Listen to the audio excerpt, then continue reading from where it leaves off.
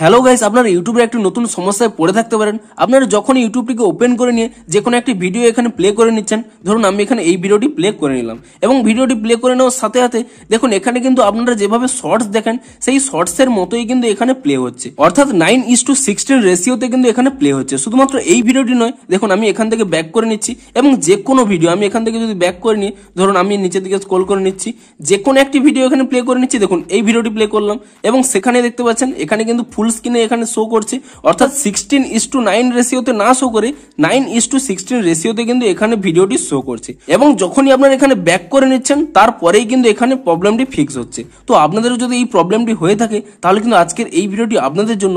আপনাদের কয়েকটি স্টেপ জানাবো, আপনারা সেই স্টেপগুলি ফলো করে নিন, তাহলে কিন্তু আপনাদের এই সমস্যাটি ইজিলি সলভ হয়ে যাবে। তো কি সেই স্টেপগুলি তা জানার জন্য পুরো ভিডিওটি অবশ্যই দেখতে থাকুন। হ্যালো গাইস, আমি সৌরভ, আপনারা দেখছেন ইস্যু টেক। চলো শুরু করা যাক।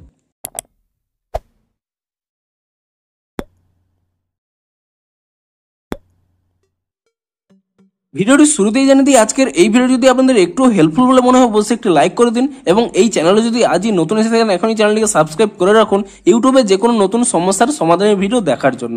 তো চলুন এবারে মেন ভিডিওটি শুরু করা যাক। তো আপনাদের কি প্রবলেম হচ্ছে, আপনারা যখন ইউটিউবের যে কোনো একটি ভিডিও এখানে প্লে করে নিচ্ছেন ঠিক সেই সময় দেখুন আমার কিন্তু এখানে পুরো ফুল স্ক্রিন আকার শো করছে, অর্থাৎ 9:16 রেশিওতে কিন্তু প্লে হচ্ছে। তো আপনাদেরও যদি এই প্রবলেমটি হয়ে থাকে তাহলে কিন্তু এই স্টেপগুলি ফলো করুন। তো প্রথমে কি করবেন, আপনারা এখানে ইউটিউব অ্যাপ থেকে আপনারা ব্যাক করে নেবেন এবং তারপর এখানে ইউটিউবটিকে ট্যাব এন্ড হোল্ড করে নেবেন এবং তাহলে এখানে একটি আই বাটন পেয়ে যাবেন।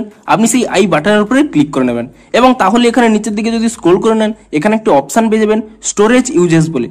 আপনি সেই স্টোরেজ ইউজেস এই অপশনে ক্লিক করে নেবেন এবং তারপর এখানে ক্লিয়ার ক্যাচ অপশনে ক্লিক করে নিয়ে ইউটিউবের ক্যাচ ফাইলটিকে ক্লিয়ার করে নেবেন এবং তারপর এখানে ক্লিয়ার ডাটা বলে অপশন পেয়ে যাবেন। আপনি সেই ক্লিয়ার ডাটা অপশনে ক্লিক করে নিয়ে আপনি এখানে ক্লিয়ার ডাটাটি ডিলিট করে নেবেন এবং তারপরে আপনার এখান থেকে ব্যাক করে নেবেন এবং ব্যাক করে নেওয়ার পরে আপনার এখানে একটি অপশন পেয়ে যাবেন ফোর স্টপ বলে।